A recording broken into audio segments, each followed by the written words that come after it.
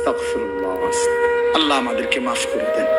আল্লাহর কথা দিল দিয়া শুনুন, আমার একটা কথা না শুন, সবার কথা। জুমার বয়ান, ওলামায়ে কেরামের নসিহত আন্তরিকতার সাথে শুনলে ইনশাআল্লাহ ধীরে ধীরে জিন্দেগি পরিবর্তন, নিজে নিজে জীবন পরিবর্তন হয় না, কসম আল্লাহ, নিজে নিজে হবে। পৃথিবীর সমস্ত দামি কিতাব, পৃথিবীর সমস্ত আরবি বই, পৃথিবীতে সমস্ত ভালো কিতাবগুলো যদি একাকী কেউ কিনে নিজে নিজে পড়ে ফেলে, তারপরও সে নিজে নিজে উত্তম আখলাক পুরা দিন মানা সম্ভব হবে। পারতেন না? আমি চ্যালেঞ্জ করি, না হলে আমি কিনে দেবো, আপনি পড়ে। আল্লাহ রহমতে আপনি কিনে দেওয়ার মতো সামর্থ্য আমার আছে। কয় হাজার টাকার কিতাব লাগবে, কিনে দিন না। কোনো আল্লাহওয়ালা, কোনো আলেমে দ্বীন, কোনো মুত্তাকি, জীবন্ত কোনো ব্যক্তির সংস্পর্শ লাগবে। 2 রাকাত নামাজ আপনি নিজে বাংলা বই পড়ে বুঝতেন না, একের যদি ছবিও দেয় হইতো না। তাইলে দুনিয়ার সমস্ত মহিলা এই ছবিতে আর বইতে দেখে দেখে রান্না শিখালেন, তারা শাশুড়িতে শিখলেন। কিন্তু দুনিয়ার সমস্ত বৌদের নিয়ম কি? নিয়ম তো এটা না যে শাশুড়ির লগে কয়দিন কি করে 3 মাস 6 মাস মহিলারা রান্না শিখে। এই জন্য দয়া করে আমরা প্রত্যেকেই এটা বুঝতে হবে, ওলামায়ে কেরামের সাথে যাদের আন্তরিক পূর্ণ সম্পর্ক নাই, তারা সহি সঠিক বিশুদ্ধ আমল থেকে বঞ্চিত। অনেক লোক আছে লজ্জায় শরমে অথবা একটু আনইজি ফিল করে অথবা কিছুটা অহংকারী কারণে নিজের নামাজ, নিজের ওযু, নিজের সূরা কেরাত কেউ রে শুনায় না কোনো আলেম। হাবড়া রেডি পড়তে আছে, কিতা জানি পড়ে না রে বাপ, ঠিক না।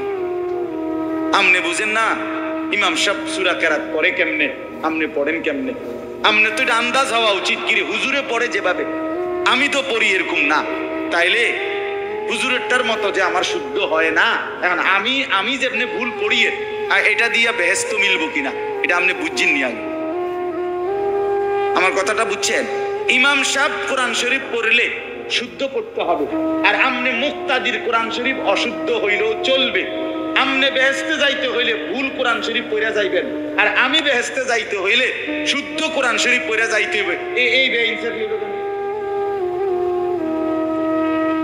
কথা বুঝেন নাই? কি ব্যাপার? আমি নামাজ ঠিক করে পড়তে হইব, আমার সূরা কেরাত দোয়া কালাম আমি সব ঠিক কইরা তারপরে বেহেশতে যাওয়ান লাগবে। আর আমনের সবগুলো ভুল নিয়া আমনে বেহেশতে যাইবেন গা, বেহেশতে এরকম মামুর বাড়ি হয়ে গেল কেমনি? এতটা সহজ হয়ে গেল কিভাবে?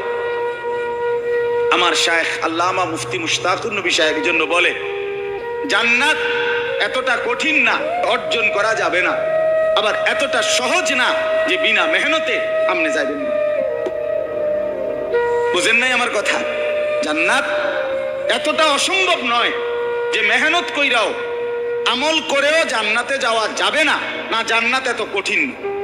আবার এতটা সহজও না যে টাকা 200 ইমাম সাহেবরে দিয়া আপনি বেহেশতে যাবেন না, না না, এটা আপনার চাচার শ্বশুর বাড়ি না।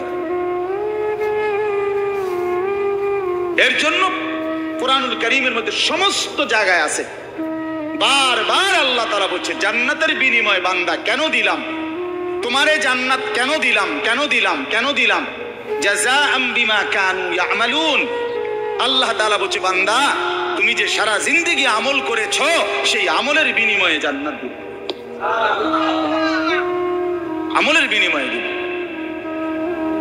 জাযাআম বিমা কানু ইয়ামালুন ওয়ালানাজজিয়ান্নাহুম আজরাহুম বিআহসানি মা কানু ইয়ামালুন।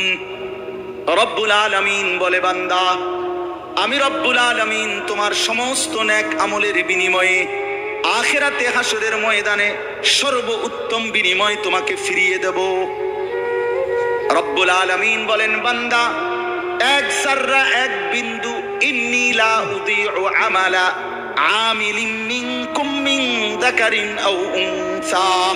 আল্লাহ বলে পুরুষ হও আর নারী হও, আমি রব্বুল আলামিন ওয়াদা দিলাম ঈমানের সাথে যতগুলো নেক আমল করেছো একটা আমলও আমি আল্লাহ নষ্ট হতে দেব না। আমি বিনিময় দেব,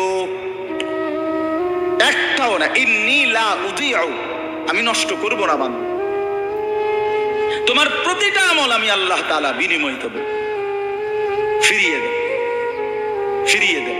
এজন্য বাপ, দুনিয়া মূল হিসাব না, আখিরাত মূল হিসাব। দোস্ত আমার, বন্ধু আমার, নওজোয়ান ছেলেরা আমার, এটা মনে রাখো ভাইয়া, আখিরাত মূল হিসাব, আখিরাত মূল হিসাব। আল্লাহ তাআলা আমাদেরকে ঈমানের দৌলত দান করছেন। সোয়া লাখ আম্বিয়া, আদম আলাইহিস সালাম থেকে নিয়ে আমাদের নবী মুহাম্মদ সাল্লাল্লাহু আলাইহি সাল্লাম পর্যন্ত এই সোয়া লক্ষ নবী মানুষদেরকে ঈমানের দাওয়াত দিয়েছেন, এই কালেমার দাওয়াত দিয়েছেন, ঠিক না? কথাটা বুঝছেন কিনা আমার? ঈমানের দাওয়াত দিয়েছেন সমস্ত নবীরা, কালেমার দাওয়াত দিয়েছেন। কুলু লা ইলাহা ইল্লাল্লাহ তুফলিহুন, হে আল্লাহর বান্দারা, লা ইলাহা ইল্লাল্লাহ পড়ো, ঈমান আনো, নিজেরে মুমিন বানাও, তোমরা সফল হবে। তো এই মেহনত করছে সমস্ত নবীরা। এখন দেখেন, সেই আল্লাহ রাব্বুল আলামিন সোয়া লাখ নবী পাঠাইছেন এই ঈমানের দাওয়াতের জন্য। আল্লাহ তাআলা আমাকে বলতেছেন, আনিস, সেই ঈমান আমি রব্বুল আলামিন তোকে জন্মসূত্রেই এক মুসলমান পবিত্র মায়ের ঘরে জন্ম দিয়ে এই ঈমান এমনি দিয়ে, এমনি দিয়ে কায়নাতের সবচেয়ে দামি খোদার কসম, এই আসমান ও জমিনের সারা সৃষ্টি মাখলুকাতের আল্লাহর জগতের সমস্ত কিছুর মধ্যে সর্বশ্রেষ্ঠ সবচেয়ে দামি সম্পদ ঈমান, লা ইলাহা ইল্লাল্লাহ। এটা যার জবানে, এটা যার কলিজায়, এটা যার জিন্দেগিতে, এটা সর্বশ্রেষ্ঠ নিয়ামত। আর সেইটাই সবচেয়ে দামি বস্তুটা আল্লাহ তাআলা এমনি দিয়ে দিয়েছে। আমারে যেন মায়ের পেট থেকে যেদিন বের করছেন, আল্লাহ যেন বল, জানিস এটার সাথে নিয়ে, ঠিক না? 72 বছর বয়স্ক মুরব্বী চাচা আমি দেখছি, 72 বছর বয়স, হিন্দু, আর 2 ছেলে কালেমা পড়ছে। ছেলেরা রাত দিন কাঁদে। আমি 3 জন আলেম নিয়ে ওনারে দাওয়াত দিছি, কালেমার দাওয়াত দিছি ছেলেদের অনুরোধে। 2.5 ঘন্টার মতো ওই চাচারে বলছি, চোখের পানি ফেলে আমি কাঁদছি। ওই চাচা একবারও জবান দিয়ে কালেমা, আমি কাঁদছিলাম।